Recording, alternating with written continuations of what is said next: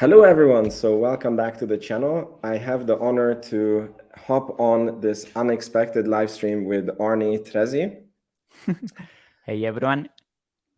Yes, Arny, you always do these fantastic intros on your videos that I cannot even replicate, so I don't know if you can do a similar intro. All I know is we have to say, bang the table for Carpetto.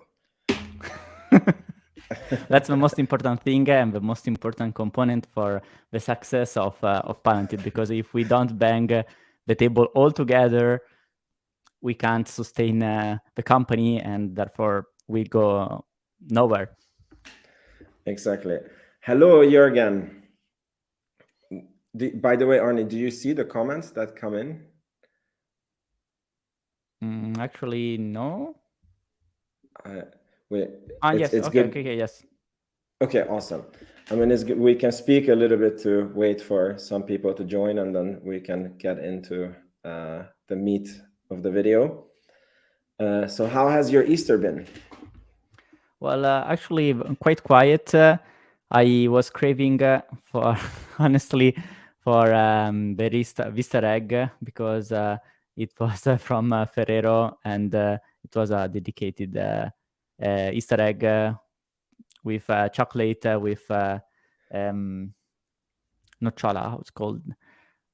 You know Ferrero Rocher? Of course. Everybody knows. I saw on Twitter that you wanted them to list on the stock market. Yes, because that's obviously the best Italian company, but there is this catch in Italy that the best companies are typically family owned, and it happens rarely that the family wants actually to get listed. Yeah, I see. So you have these outstanding brands like Ferrero, but there are also many hidden gems. I started investing in actually only focused on Italy, and it was so annoying to see, for instance, companies like Vibram that makes the lower part of the shoes that's basically a monopoly, but you can't invest into that. Yeah. That's crazy.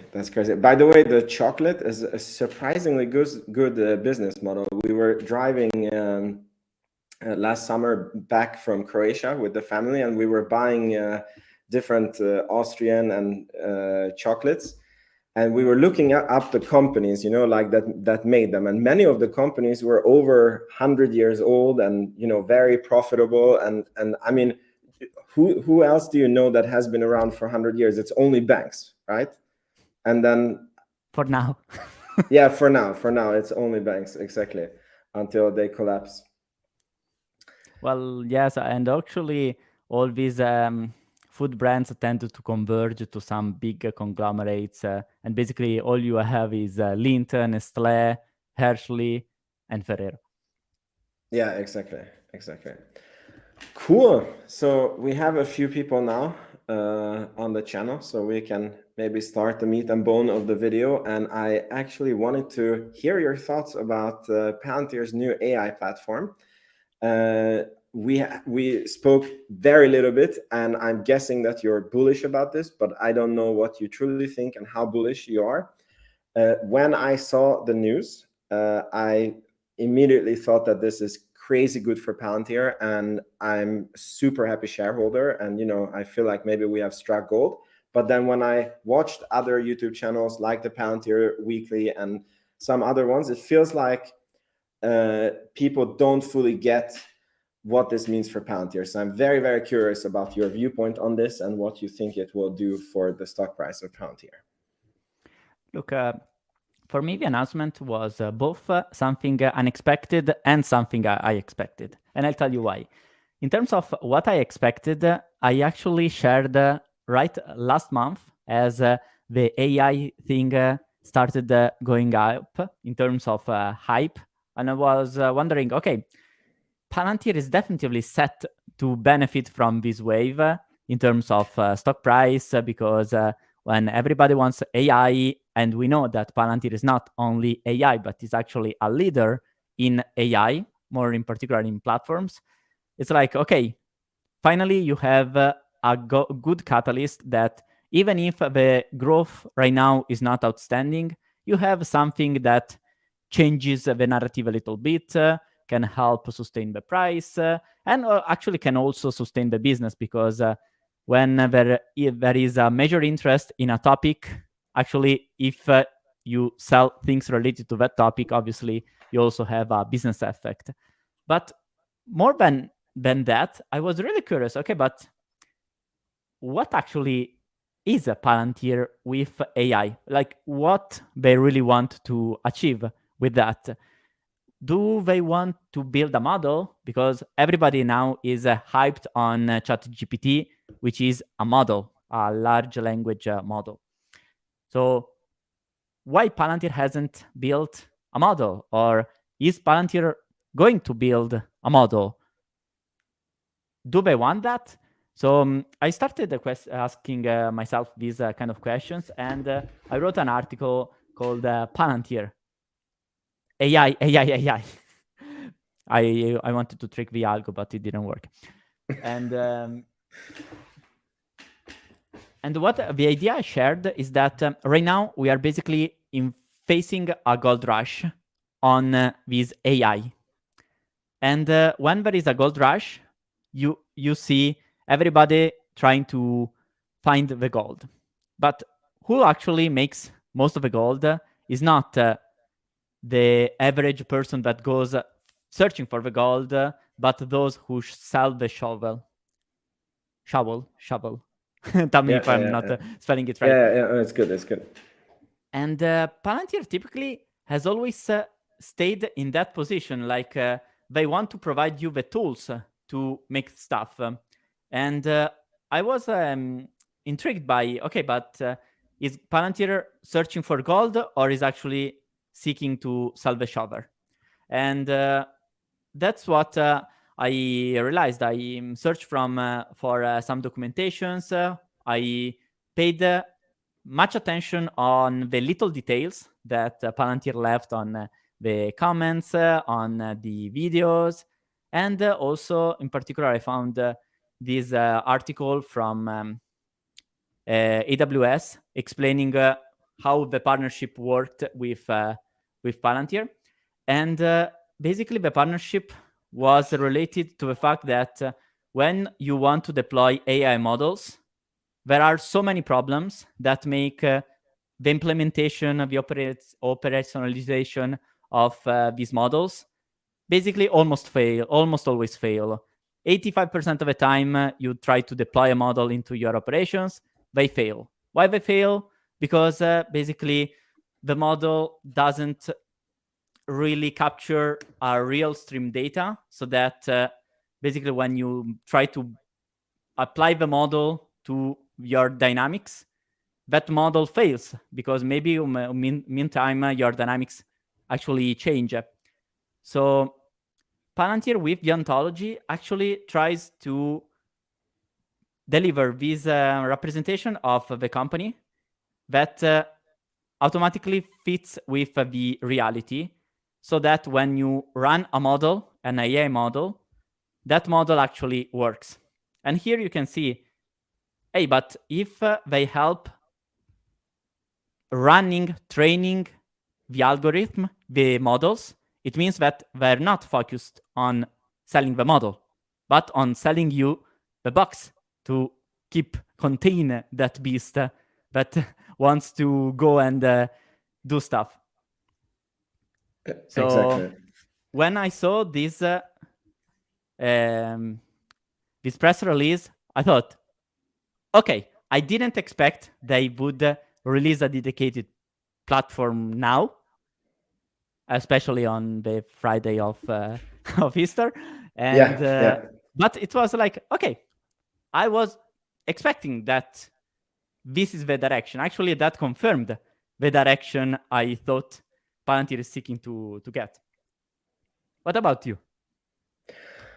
I mean, for me, it was two things that got me very, very intrigued. I had been watching a lot of All In Pod and a little bit of Code Strap, right? And there was a specific moment when this Chamath, I don't know if you know which guy he is, he was talking about that it's relatively easy to make these AI models, because as far as I understand, even the big guys, they copied each other, right? Like, so Yep. Google was training their own AI on ChatGPT for a while. And this Chamath pointed out that the thing is that it's the data that you feed into these models that is going to be the differentiating thing between the AI and the AI. It's exactly what you said, that, you know, the gold rush is the AI, but the shovels is the data that you put into it, right? And he gave this example that let's say it's relatively easy to have a model that can self-drive a car, right? But you need to teach that model on a data, and it's only Tesla that has millions of cars out there with that data, right? So then Tesla is going to get the upper hand, not because of the AI necessarily, but because of the data that they have, right? And one thing that I saw is that all these AI models, they're completely useless if they don't have your company's data, right? But if you're a pharmaceutical company, a hospital, or, you know, the military or whatever, you wouldn't just, you know, share your data online so that it can be used in these AI models. And I got this like eureka moment, like, oh my God, Palantir is the only one that can do this, because it's actually safe to give them your data.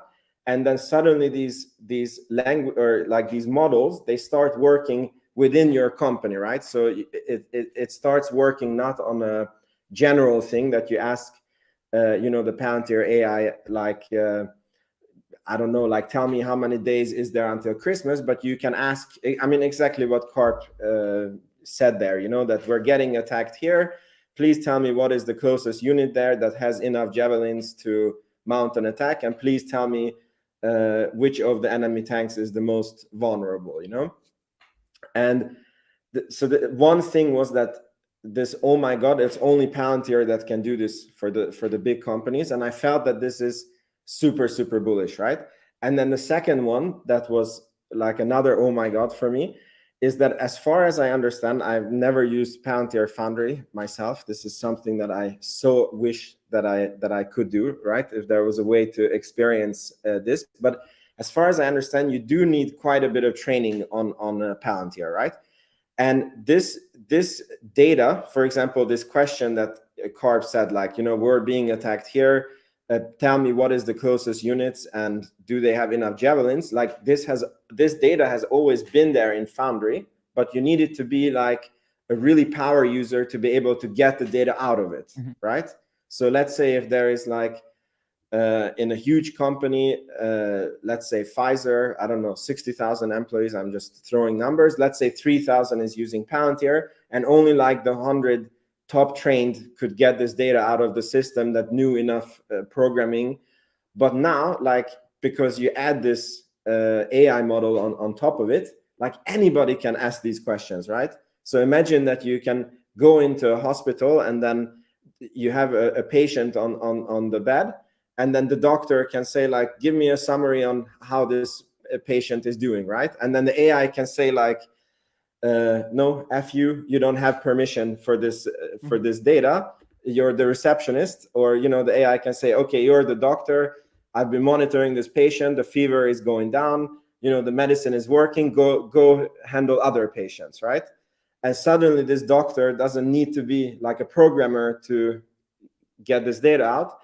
And I felt that this is handling a very often attacked point about Palantir, which is the scalability of the product, right? That it's not easy to use Palantir in very big companies, and it's hard to scale. And obviously this is just an announcement, right? Like, we haven't seen this in action.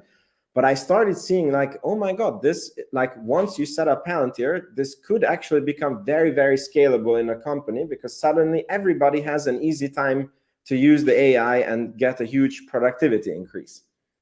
Actually, yes, I didn't think so much about this component, but if we assume that now people are getting, I can't say used, because, for instance, I'm in Italy now, ChatGPT is blocked, but we started accepting the idea of querying an AI to get answer rather than Googling stuff.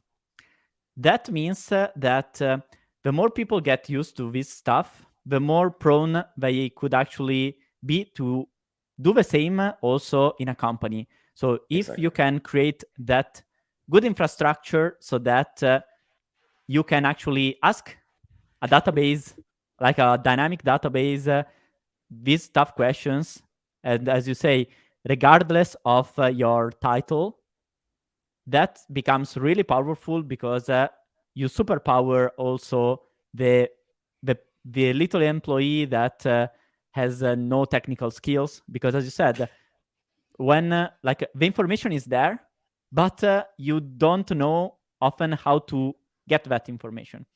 So that would really, really help. And if I can give a little twist, it's like for me, right now, we have been seeing the direction was positive, despite the slowdown and all the things. But you can see that overall, the thesis is getting closer and closer.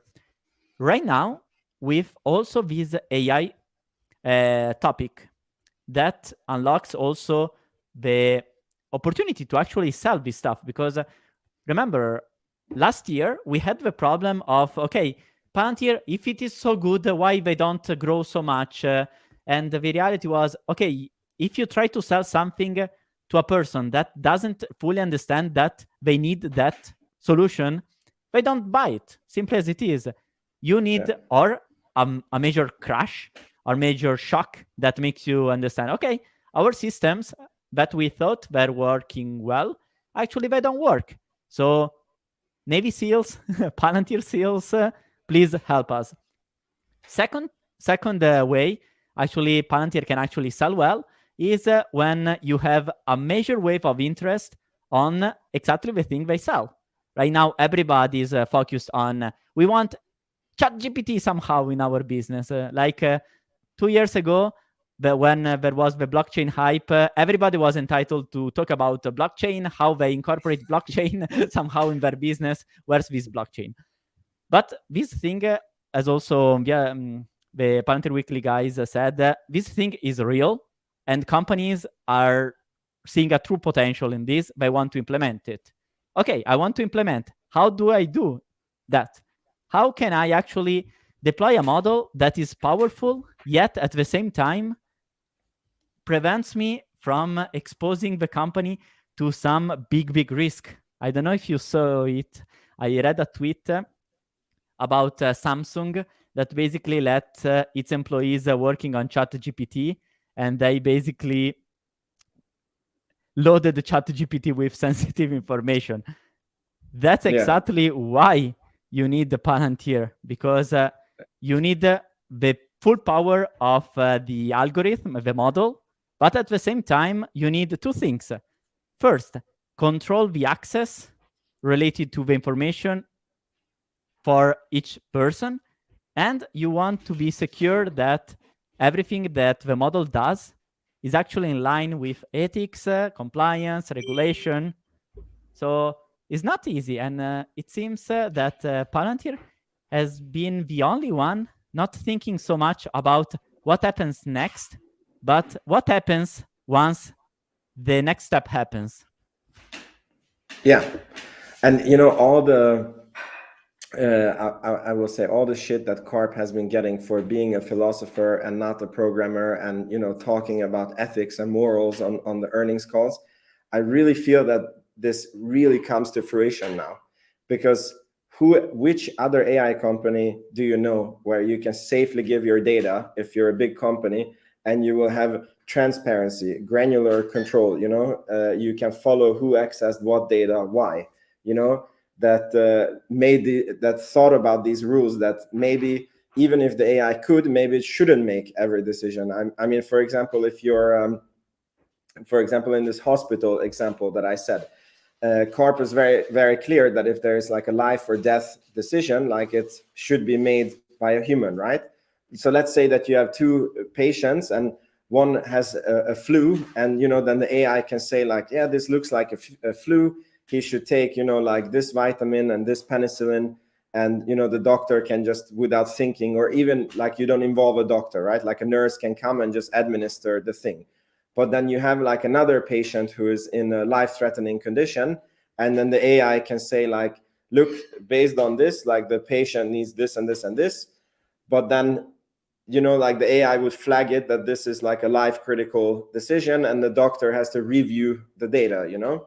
Mm-hmm. And I feel that all these, you know, and you know, things that they have worked around the AI is really coming to fruition, because all the other guys are just, I don't know, they are caught left-footed or whatever it's called. Like they are completely unprepared for this. Do you know the term Lollapalooza? What it is? No. Well, this Lollapalooza term is something Charlie Munger shared, defining a moment where all the possible combinations, the possible catalyst positive that could happen, somehow magically combined all together. Exactly. I think right now we are in that phase. Obviously, I don't want to sound too much bullish. Maybe I'm completely biased, but this is what I'm seeing.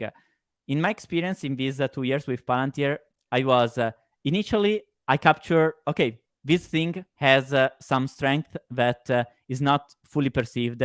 People think black box is not a black box. It's us not really understanding. Then it was the phase where you could see that the offering was strong, but the go-to-market was okay.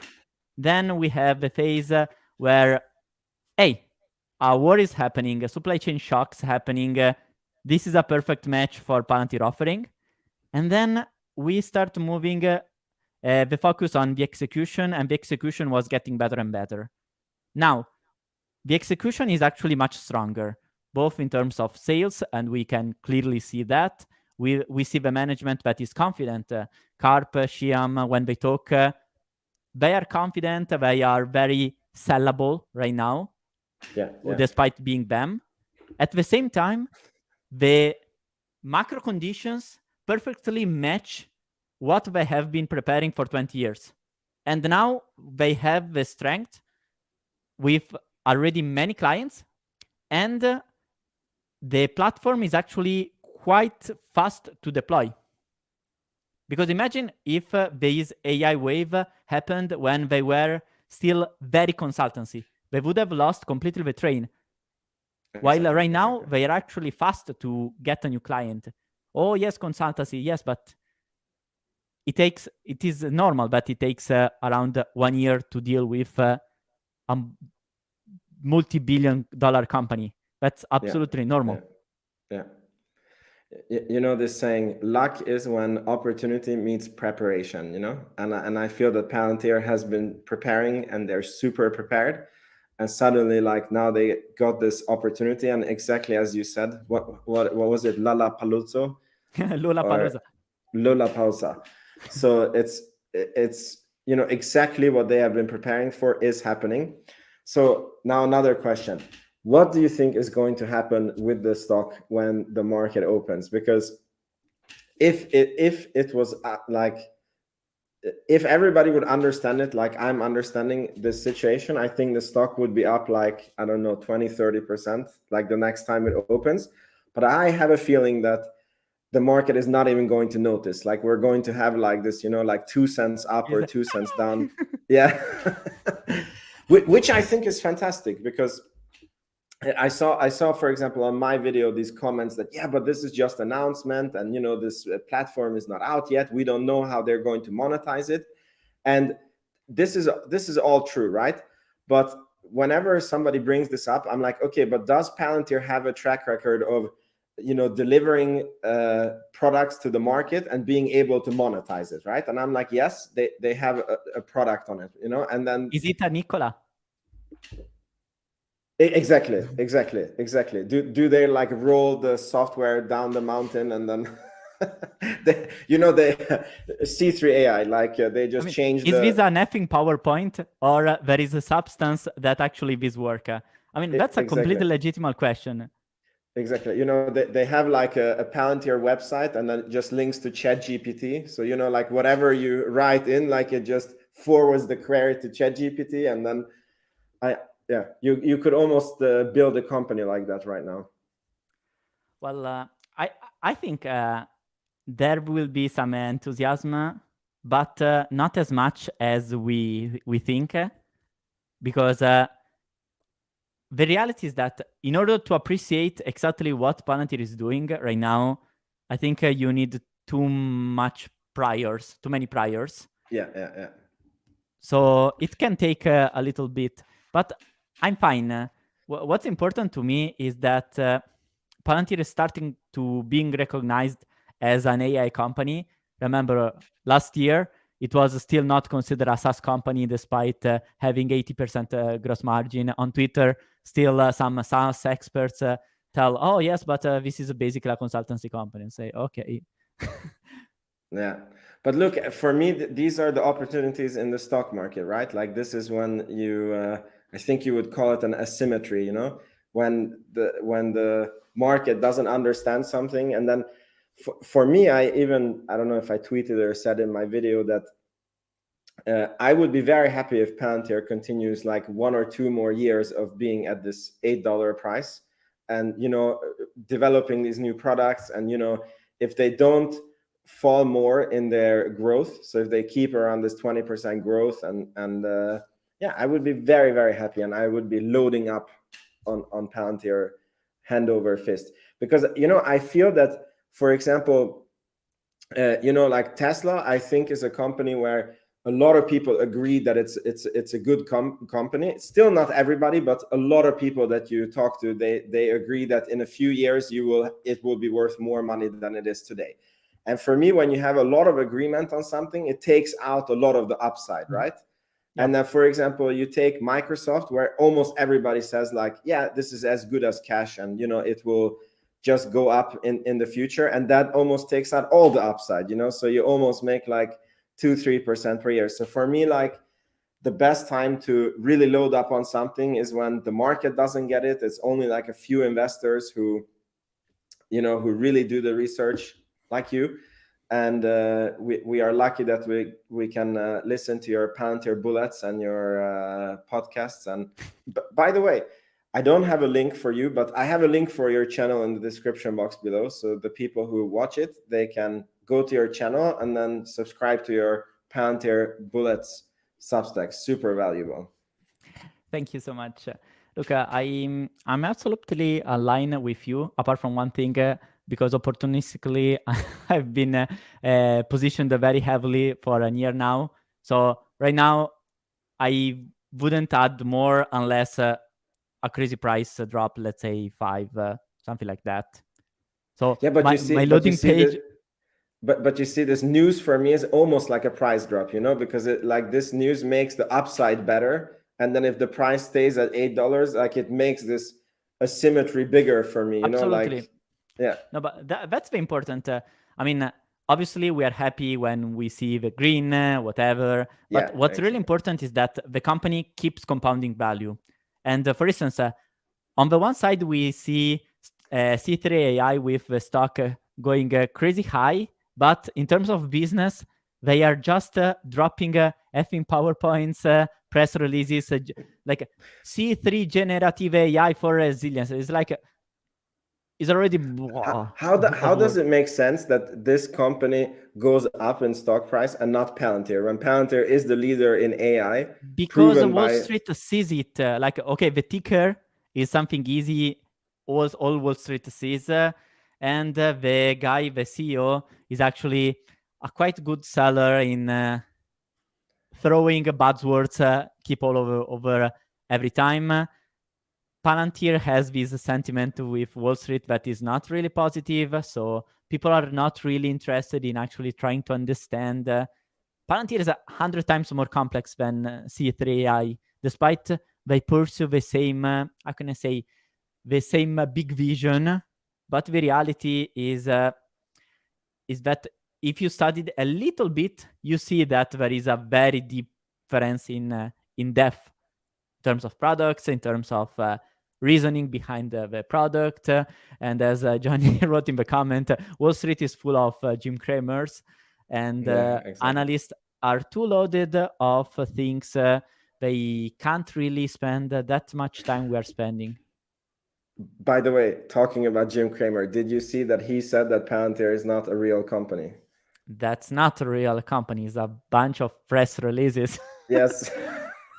And it's funny because if you search on YouTube like Jim Cramer on Palantir, he literally says at $23 like Palantir is a fantastic company. It's a buy, it's a buy. And then you take the same company at $8, and he even says it like somebody asked him like, should I go like double down on Palantir? And he's like, you know, I mean, it's a very, very good company, but I wouldn't double down unless you get a big price drop. And now it's like down at $8, and now he hates it's the same company, and he hates it at $8. But 23 is he's the ultimate, you know, like buy high, sell low guy.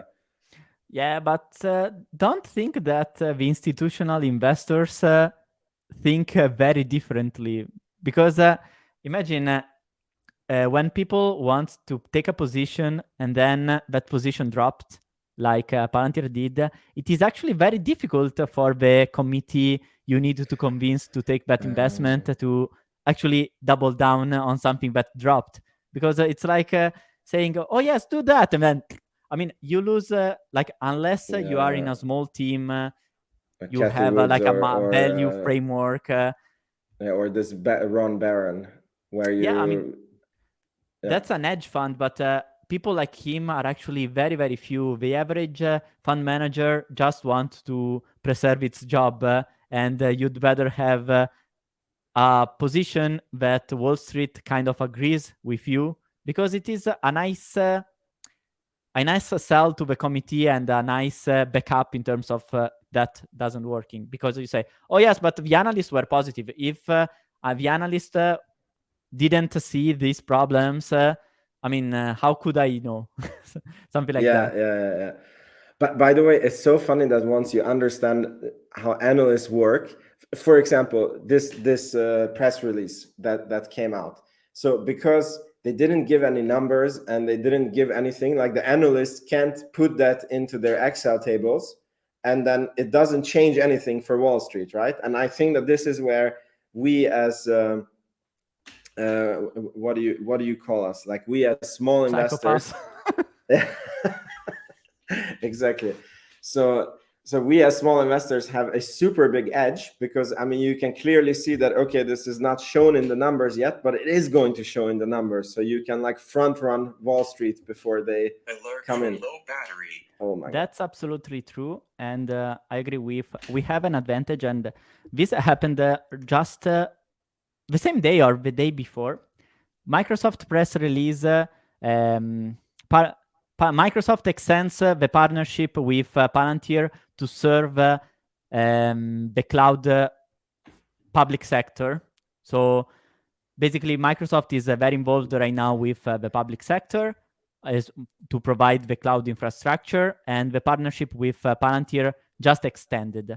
Palantir had the partnership with Microsoft for some months now, and this extension for us is actually very significant, because they show that also in their very regulated environment where IL6 matters, there is basically only Palantir helping to unlock that opportunity also for other software companies, because Palantir is the only IL6 certified company. So we see that information has weight, as this one with the new platform.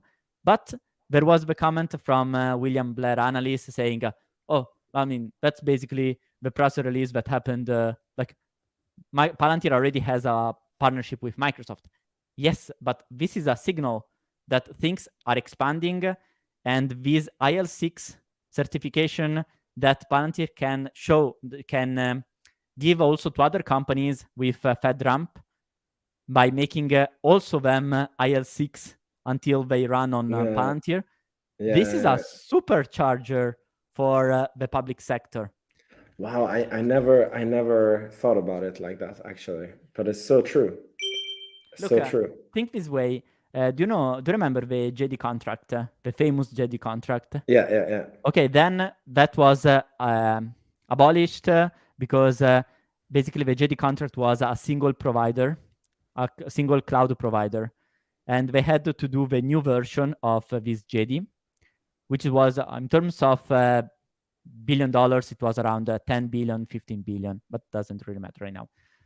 The idea was this new JD has to be multi-cloud, and it needs to think of the marketplaces. So all the applications that will be built on terms of applications on this infrastructure. So you have the infrastructure players like AWS, Microsoft, but then you have the application. And Palantir is a key player, in my opinion, from what I understand of this application layer, especially if they can basically make all other players be at the same time compliant, like Palantir IL6 in one day, as Shyam said in one presentation, with its feature of Apollo called FedRAMP. Yeah. I mean, it completely makes sense. Like, let's say that you're like a Slack program, right? And then you have the employees communicating on you, and it's very unsafe. But then you just put that like on top of Palantir, which is the IL6, and then immediately like your Slack application is IL6, right? Yeah, that's so it actually I never thought of it that way, and yeah, I guess we will see that in the numbers. I think actually there was also a hint related to this in the letter. I am searching for it, but I'm not searching. But the idea was that, especially why this is important, because when there is a shock, you need to basically make the solution that work in terms of operations also being able to be used by the Department of Defense, let's say, while keeping the standard of security. That's my understanding. There was a hint in the letter that supported this thesis, but unfortunately I can't find it right now. Okay, this related question. So in Italy, ChatGPT is banned. So what happens when you go on the ChatGPT website? I just receive a page with, hey, this service is blocked. That's it. Really? So you have to use like a VPN to... Yes, but I'm not confident in using the VPNs. So right now, I just wait. I don't think the ban will be permanent, but... But what was the ban about? Is the Italian data or what? Or... Just privacy concerns, but I see they also in Germany and France, I think they are expanding the ban. But okay, so they're concerned like, is it that ChatGPT can like read your computer, or they are afraid that you ask ChatGPT like, hey, my mother is sick, what do you think about this? And then that ChatGPT has this data about you, or... No, frankly, I don't know. My speculation is that they simply don't understand, and since they don't understand, let's put a block before this thing understands too much of things that it shouldn't understand. They read Elon's letter, and then they were like, yes, Elon, okay, block ChatGPT. No, honestly, I don't know. I confess I'm not really following the Italian politics because I simply don't like them. My idea is to fly away, actually. To move out of Italy? Yeah. Really? Where do you want to move? Actually, I would like to live as a digital nomad for a while. Cool. Any country that you prefer, or? Well, I like hot countries like with beaches. Nice. Like Malaysia, I think they give you like a 5-year visa, or is it the Philippines? No, I don't remember. Well, my dream is to spend some time in places like Malaysia, Indonesia, or maybe like Tenerife. Just those months to say, okay, I was able with my work to completely detach and say, okay, I can work for there. Like I can keep working, but there, having a sustained flow, sustained flows that can make me do that easily, rather than Oh my God, I can't do that. Yeah. Okay. I wish it comes true for you. It sounds really, really cool. So Johnny 10 Guns is asking, do you think Microsoft might buy a percentage of Palantir in the future? That could happen. I mean, it's not new that a company buys a stake in Palantir. That happened, for instance, with BP. Many people realized that BP was invested in Palantir when the former CEO Bob Darley disclosed, yes, we had a stake. I don't remember how much, maybe 1% of Palantir, and they sold after the DPO, and they invested in Palantir to share the commitment for how can I say, to be aligned while taking the risk, because for BP it was a risk to have a partnership with a tiny little Palantir that little controversial Palantir. But in terms of Microsoft, I would say they are for sure interested because we see them with big pockets and actually willing to expand things. Maybe a minority stake, like 5-10%, would be reasonable from them. Okay. I want to actually take up 2 points with you. One of them is something that I didn't get about Palantir. And this is, in their last report, they had this step acquisition. And it was, I think it was like that's what actually made them gap profitable, right? And it was saying something that they had a daughter company in, I believe it was in South Korea, that they owned together with Hyundai, maybe.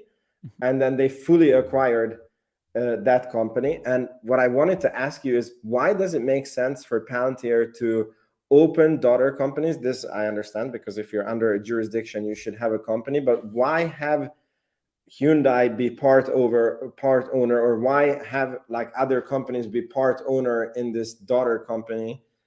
That business wise doesn't make sense to me, and I was wondering if you understand that more than me. Well, unfortunately, here I can share the speculation because we can't really know the full picture. But the idea is that why they are doing this rather than just providing like a selling fee. Do you agree? I mean, if how do you mean this?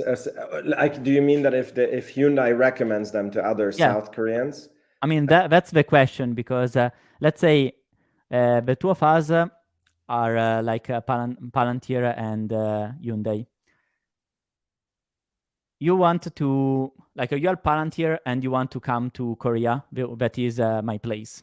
I'm the expert of Korea. I have all the contacts. There are two options.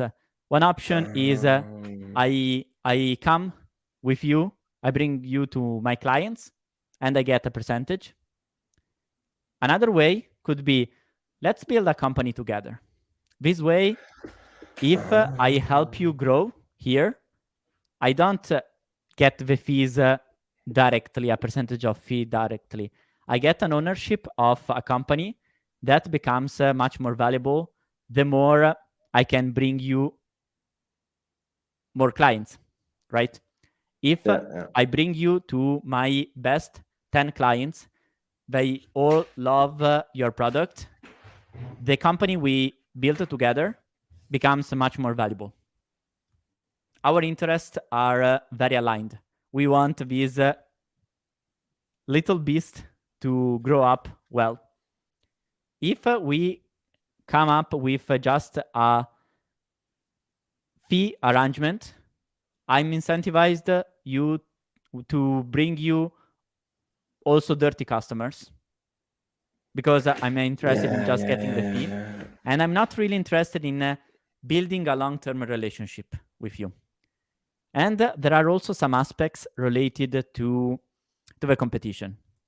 By doing this, you have a strong commitment. There is a strong commitment right now with Palantir and Hyundai. In the same way, there is a strong commitment between Palantir and Sompo.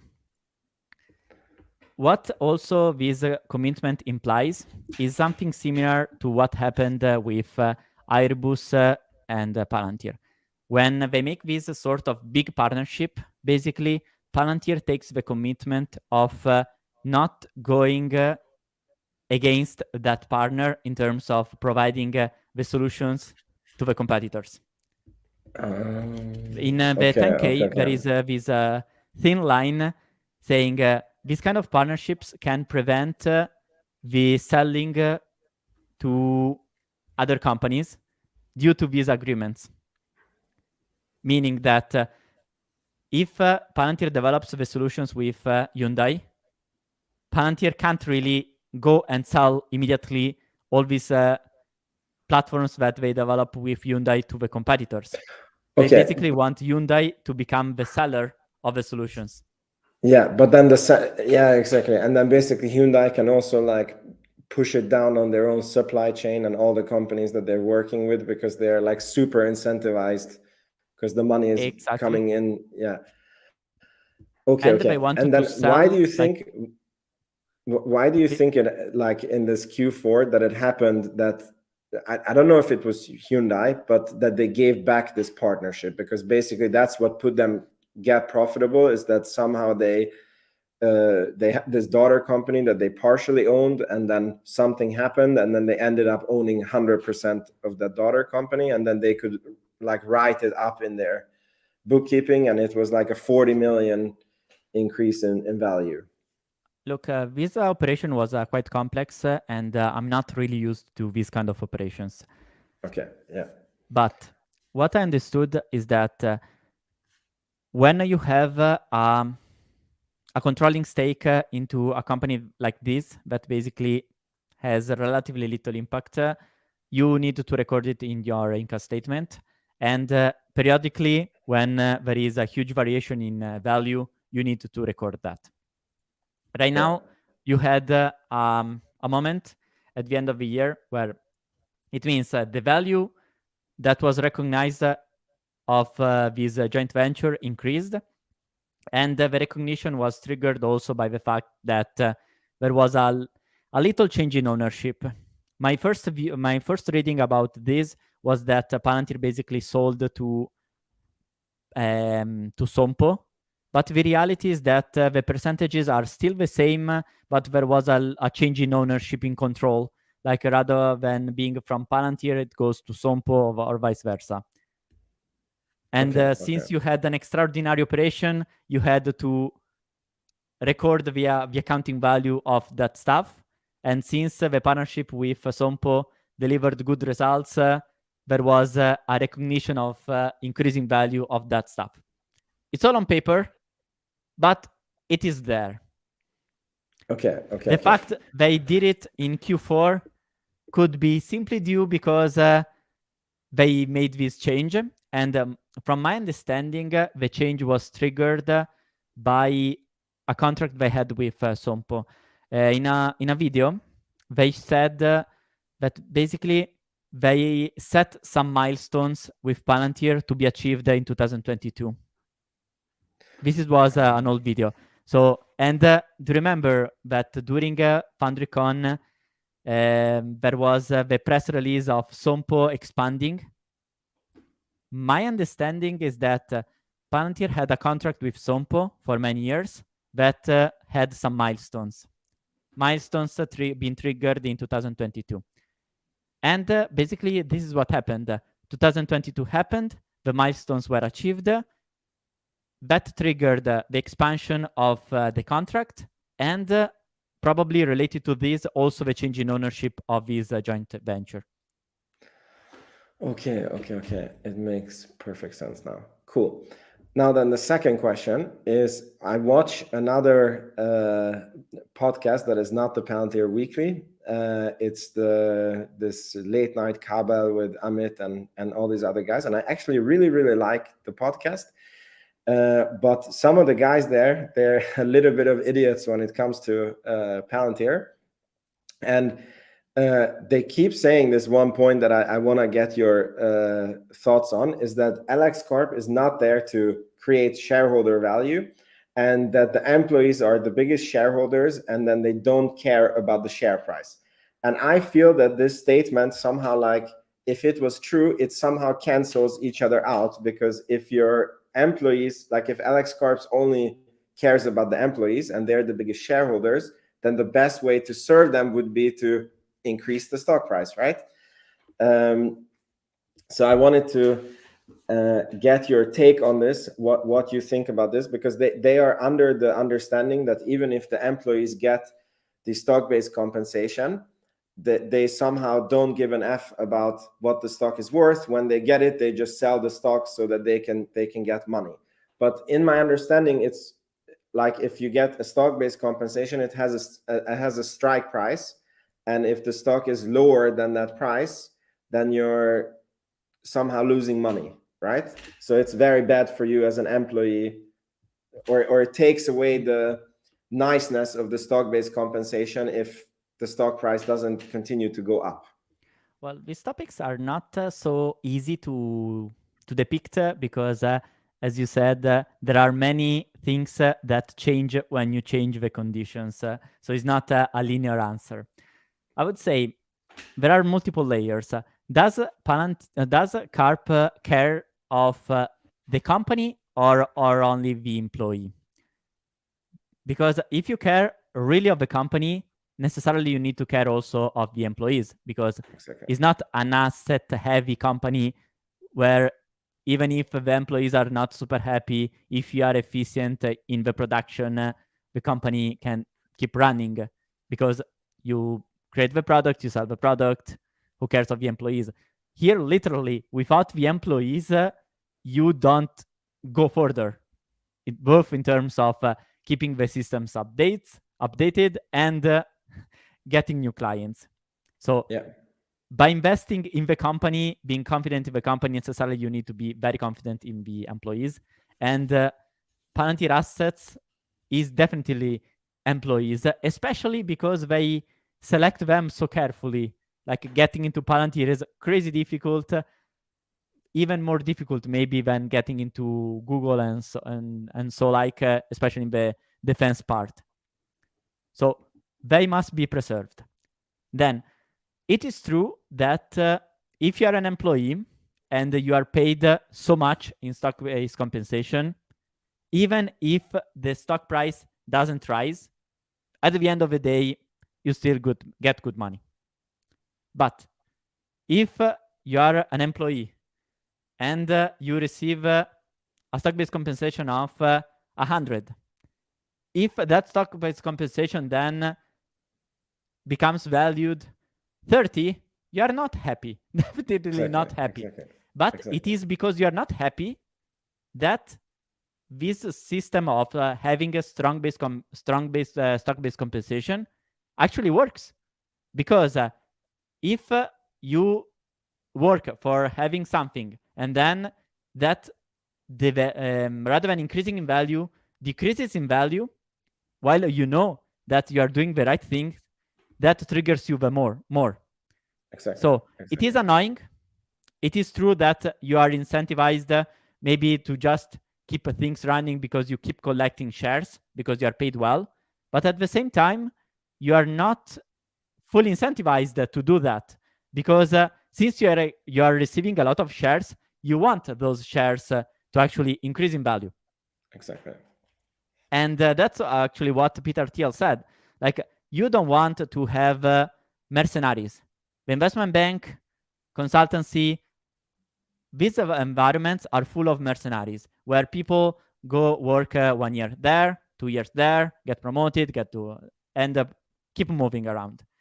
Palantir, obviously, as a tech company, will be subject to turnover, but they want people actually to stay.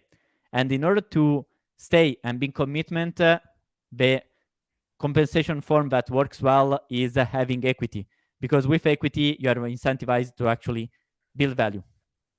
Yeah. And imagine the disaster. Actually, it's nice to criticize. Like when you see a company like Palantir having high stock-based compensation, it's always easy to tackle from the point, hey, this is bad.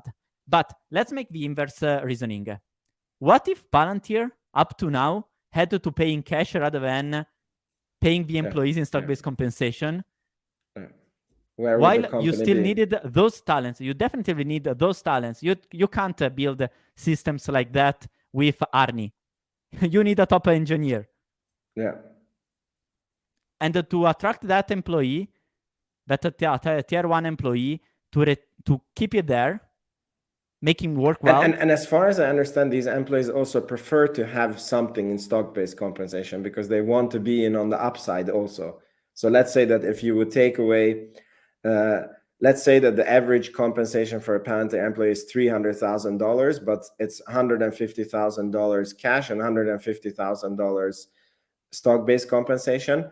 Like if you would offer them that, you're doing all this meaningful job, here is you're getting $300,000 cash, no stocks, I think they would be upset because they understand that if they work 10 years at Palantir, those like $150,000 of stock, 5 years, and then the stock price, I don't know, triples, then they get way more, like their work somehow becomes way more valuable than just getting the cash up front. Absolutely, that's it. So obviously, right now we are judging the things from the perspective that the stock is down. But think of all the employees that basically received on paper a lot of value, and that value disappeared. Exactly. I mean, you can't be happy even if basically you are paid. And what's more important is that I actually think that if we apply that reasoning we shared before, what if actually Palantir had to keep the same structure, but rather than paying in stock-based compensation, they had to pay cash? Basically, Palantir would have already been bankrupt because it would have burned so much cash that it would have got a lot of debt. What happened? Right now, they are in extremely position of strength, while they're also gap profitable. And that's the idea that, in my opinion, is not understood by most analysts, even by the top professor of valuation, Damodaran. I think he's a great teacher, but he doesn't fully capture these non-linear effects that happen when you pay in stocks, rather, parentheses, expensive stock. So it means that for the company perspective, it is more beneficial to give shares rather than paying the same amount in cash. Yeah. And if you can scale while doing that, you create a lot of free cash flow that gives you stability while scaling the numbers. Right now, Palantir is in a position where potentially they can already run at 20-30% free cash flow margin forever, or even at gap profitable if they just decrease the spending in acquiring new clients, while also having 2 billion in cash. But if this didn't happen, they paid in cash for 2 years, all the employees. Basically, you would have two effects. On the balance sheet, you would have a great amount of debt.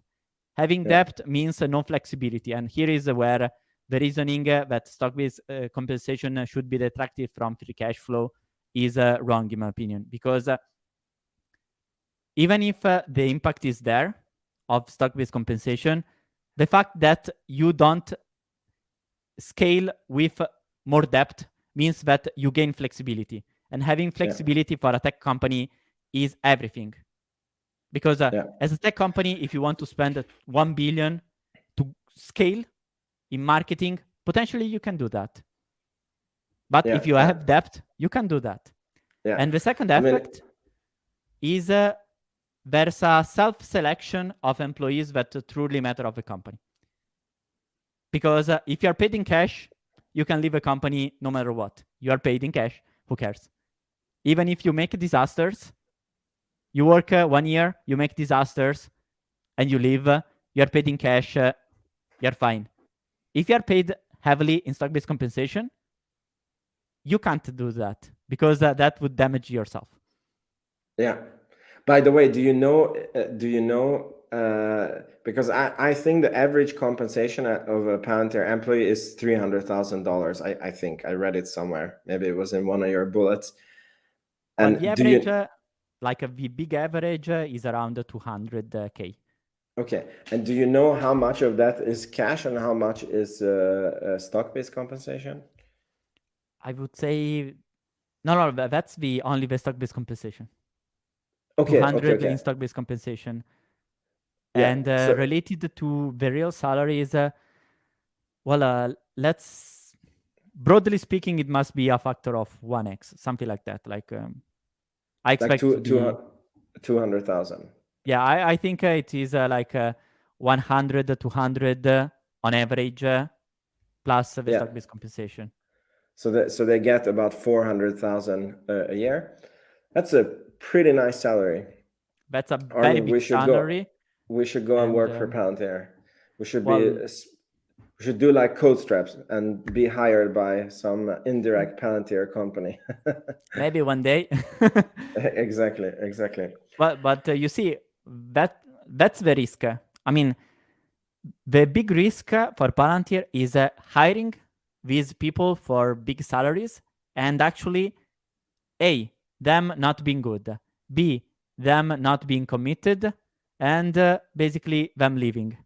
But that's the point. I feel that, let's say that you have had 4 years of the stock-based compensation and your stocks are 80% down. Like, either if you're a disloyal employee, you would leave at that point, but if you decide to stay, then you have like every incentive in the world to really To keep boost the stock accumulating. price. Yeah, exactly. Keep I think accumulating and boost up the stock price. I think that's the idea. You see, this is exactly what I mentioned before. This is a mechanism for self-selection of the employees that truly matter. So And I obviously, feel that I just wanted to say that I feel that this carp, you have this, that the sentiment follows the stock price. So I feel that now that the stock price is down, everybody is like, the stock is down, let's find why. Oh, it must be the SBC, and Alex Karp is stupid and he needs to be fired as a CEO. And then I think when the stock goes like back to $40 in one glorious day in the future, then it's going to be like, Alex Karp is genius. It's all because they had the best employees and they kept them with their fantastic SBC, But it's these are the asymmetries that I started getting very interested, and that's why I want to become really a good, like a professional investor, because that's exactly what happens. It's not that the stock-based compensation was not a problem before. It was just that with a stock up, people were sleeping. You could see on YouTube people making DCFs. Palantir is an $80 stock. Even a professional analyst, I saw the reports of the professional analyst didn't consider the stock-based compensation in the valuation. And I say, that's the risk. But it's not that now when the stock dropped, my Twitter feed was so devastating of comments. Oh, I'm profitable. Oh, stock-based compensation. Yes, I mean, I'm aware of these things, but it is because this is the reality, and you perceive the reality far worse than the reality actually is. That I see an opportunity. I see an asymmetry to bet against you. And especially for the unprofitable, I receive so many comments on, yes, it's unprofitable for 20 years. Yes, it has been unprofitable for 20 years. But you as an investor, you invest in the company that it is right now after those 20 years. And betting on the fact that this company you're investing in right now is set to get better and better as it grows. So you as an investor need to understand, are the conditions actually favorable for the company to actually improve, or inverse, the conditions are actually set to make a repeat of those 20 years of being unprofitable? Because if you see, like, how many times people take of Palantir, oh yes, but it has been diluting. It has been diluting. Okay, let's see how it is diluting right now. What's the structure that generates the current dilution? By the way, it's way down. That's the point. So it is true, it has diluted a lot. It is true, it has been up to now very unprofitable. Like the financial numbers in 2018 around that were awful, neither free cash flow positive. But the fact Arny, that What do you think that it looks like? They have 1.5 billion in. They made this comment in a TV interview in government bonds now that yield almost 5%. So like I did the math, and like almost just the interest on these will make them gap profitable. Like if they keep every number the same as because you remember when they reported the first gap profitability, we were like, oh, there's no way that they will be, or like how can they promise that they will be gap profitable in 2023? And it's for sure not every quarter, you know? And now it's like, knowing this data, I'm like looking at it, I'm like, it's almost impossible that they wouldn't be gap profitable this year. But I want to know from you. I confess I was skeptical, because especially me too. When like I do remember I got we were on the yeah! same live stream. And then wait. This is a non-recurring item. So wait, this is not a good thing. But then once you also look at the numbers, like it is important to be fair. The gap profitability that it is right now is a kind of fake because basically it is pushed by this component of SOMPO revaluation, and interest income can't be really considered operating income, operating profit. So that is not good. But let's be honest, once you are at -3 net operating income, it means that for a company to decrease the spending of 3% in marketing related to revenues, they can do it like that if they want to. Not profitable in terms of operation now, I would say, okay, fine, who cares? But it is true. Once you start kicking in the fact that right now, completely risk-free, they have actually good interest. They will become basically 3 billion by the end of the year, assuming other 500 million in free cash flow. That starts getting very good money. And with all that good money, they can actually boost the growth basically risk-free. So I think that was actually brilliant. And again, you see that it turns out that having issued so much stock-based compensation when the stock was expensive actually made the Palantir collect all this cash that has value. But if Palantir didn't, as assuming stock-based compensation is a cash expense, you couldn't reach this result. So there is a genius side of the thing that we all hate, which is the stock-based compensation. Exactly. We're all going to love it when the stock is back up at $40. I can promise you that. What they will say about Karp? Karp is quite confident. Last year, he said, in 2 years from now, they will say about we are printing free cash flow, the strength of the government side, that is the highest quality revenue. By the way, let me make up a small parenthesis. Have you noticed this asymmetry? Palantir has, defense contractors are basically all government revenues. They are considered super safe, very low discount rate, the government, defense, and that's untouchable, that's revenue forever. Palantir has half of the business from government. You see a report from analysts, the uncertainty related to the government side. Yep. I see the same thing. Yeah. I mean, I think the Palantir stock price is like the opposite. Does Charlie Munger have a word for the opposite of this Lulu, whatever you said before? Kramer. You know, what did you say? Kramer. Yeah, exactly. it got Jim Cramer. It's like anything that could be misunderstood, go wrong, like hit the stock. And it's like the exact opposite of this, preparation and opportunity is, Anyways, Arny, I'm super happy that you came on this podcast on such a short notice. I have to go now. I think we can close out. I don't know if you have any more comments to this topic before we end for tonight. Well, no, I would just to underscore just one time that idea that is not maybe fully understood, but that's the big hypothesis that we need to keep track on, that Palantir is not pursuing selling models, but is really trying to build the infrastructure to make all these models run and compete each other. As Chamath said, the models part will be extremely competitive, but the infrastructure and that allows to unlock the proprietary data. That's the important thing. And also Karp pushed this idea actually a few months ago, and that actually makes me understand even more that when Karp says that that's already sets the field for something that will drop further. Yeah. Because he started pushing a lot about these regulating aspects related to AI. Yeah. Do you remember we discussed about that many times?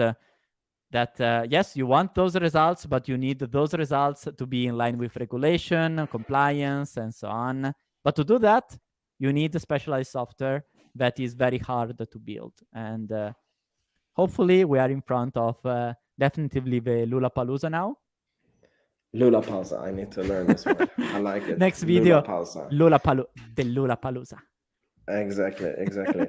Thank you so much, Arny. And by the way, check out Arny's channel. The link is in the description box below. And sign up for his newsletter. It's super valuable. I'm a subscriber there, and I really enjoy the data that he sends out. Thank you for all the people. I think at one point we had like maybe 40 people, so that's pretty amazing for me at least. So thank you all for being here. Have a happy Easter with your families, and see you in the next video. Bye-bye. Thank you, and see you in the next one. Ciao, ciao. Yeah, ciao, ciao.